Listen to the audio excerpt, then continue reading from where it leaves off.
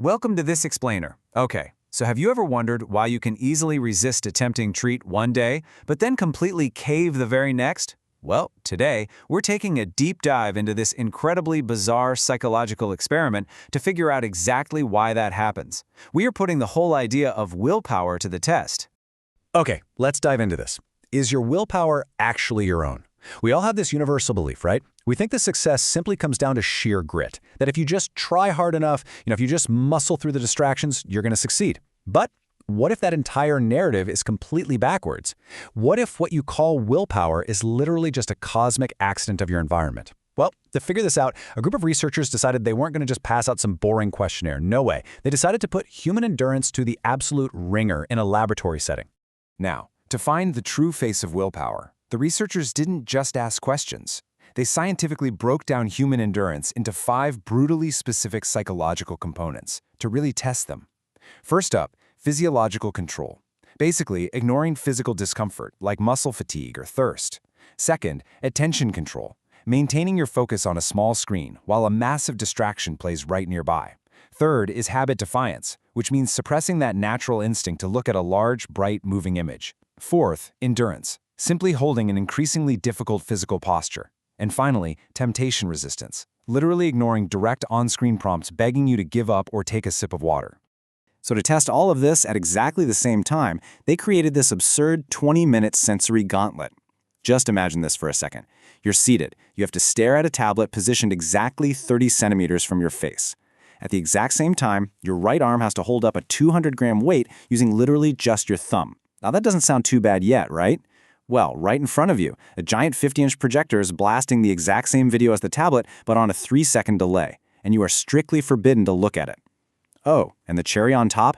Every 2 minutes, the tablet stand tilts 5 degrees upward, forcing your neck into this increasingly awkward, uncomfortable angle.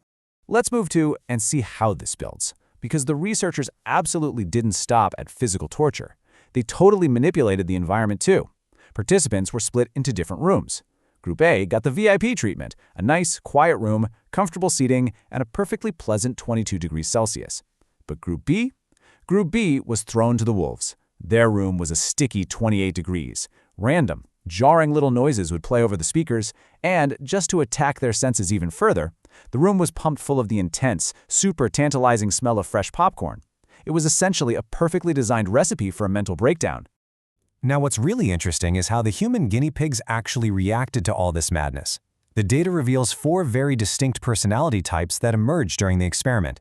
And as you'll see, the vast majority of people fall into highly relatable categories. 40% were categorized as impulsive, and 30% were cheaters. Then you have the 15% overachievers, and finally, the 10% sensitive group. The unique ways these different groups handled that tilting tablet, the delayed projector, and that cruel popcorn smell honestly gave us some of the most revealing behavioral data out there. Let's look at that 15% first, the overachievers. You know the type. These are the people who treat every minor task like it's the Olympic finals. As the test went on, they would be biting their lips, white-knuckling that tiny 200-gram weight. The researchers would flash a prompt on the projector saying, "Don't smile right now," and these participants would literally contort their faces into these bizarre forced grimaces just to comply.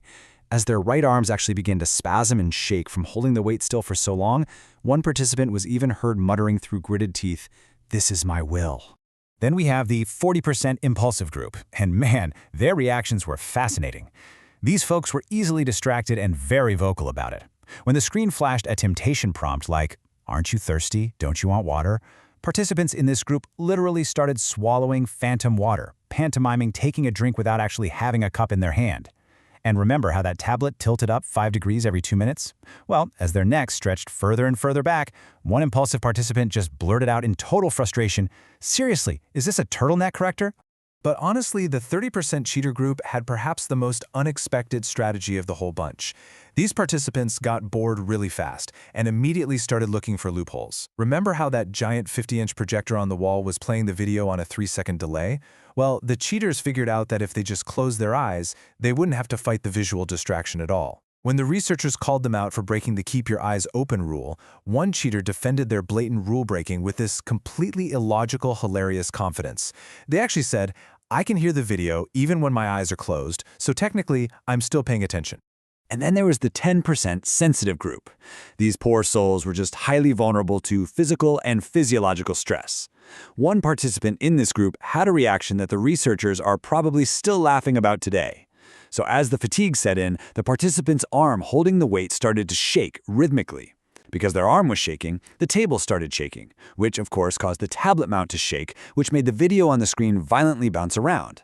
Within minutes, the participant became so overwhelmingly nauseous from their own self-induced shaky cam that they literally had to crawl out of the testing room due to motion sickness. No way, right? But the absolute pinnacle of the experiment, the most catastrophic, funniest failure of all, happened in Group B, the hot room that smelled like popcorn. Picture this, okay? A prompt flashes on the screen that says, "Are you hungry?" One participant, trying really hard to be stoic, says out loud, "No." But at that exact second, their stomach lets out a massive, echoing growl. The person right next to them tries to hold in a laugh, snorts, loses their group, and completely drops their 200-gram weight. The sudden clatter startles everyone else in the room, causing this synchronized massive loss of attention. It was a total room failure triggered by a single stomach growl. So looking at all these wild outcomes, the crucial point is clear. The researchers didn't just log these funny stories, they ran the statistical models. And the results are deeply, deeply philosophical. If you took a winner from Group A, the nice, cool, quiet room, and threw them into Group B with the heat and the popcorn, they had a 70% chance of failing.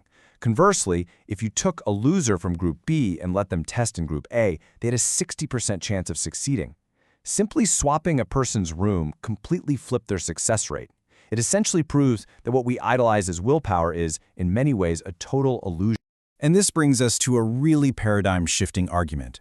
The researchers concluded that if a successful person were to repeat the exact same experiment a week later, they'd still have a 50% chance of failing. Why? Because today's success relies heavily on yesterday's sleep quality, the exact temperature of the room you're sitting in, the salt level of the lunch you just ate, or even something as tiny as the tightness of the screws on the tablet stand. If you completely control and account for all these environmental and biological variables, the whole concept of pure willpower essentially loses all of its explanatory power. In fact, the researchers delivered a wildly humbling reality check to the participants who actually managed to pass the gauntlet. They sat them down and told them, "You didn't ignore the projector because you have superior focus. You succeeded because the projector happened to be 2 degrees further to the right of your peripheral vision compared to others." And to the folks who proudly held the weight the entire time, you didn't show immense endurance. You just skipped the gym yesterday so your arm muscles were fresh. It's crazy. What we fiercely defend as our own self-control is often just circumstantial luck or an arbitrary physical advantage. Now, out of everyone in that harsh Group B condition, there was only one single survivor who passed every single metric without failing. Did they possess a superhuman mind? Some monk-like discipline? Not exactly. When asked how they did it, the sole survivor revealed their ultimate secret. They wore earplugs to block the noise, they breathed through their mouth to avoid that tempting popcorn smell, and they strategically sat directly underneath the air conditioning vent. When the researchers congratulated them on their immense focus, the survivor humbly replied, "I'm far from willpower, thanks to the AC." And this is exactly what I want you to take away from this explainer today. We spend so much time beating ourselves up for our perceived failures, right? We think we aren't strong enough or we're just not disciplined enough. But the reality is, our environment dictates our success far more than we are ever willing to admit.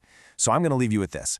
Next time you break a new habit, skip a workout, or fail a diet, take a step back. Will you blame your internal willpower, or will you look around and realize you've just been sitting in a hot room smelling the popcorn?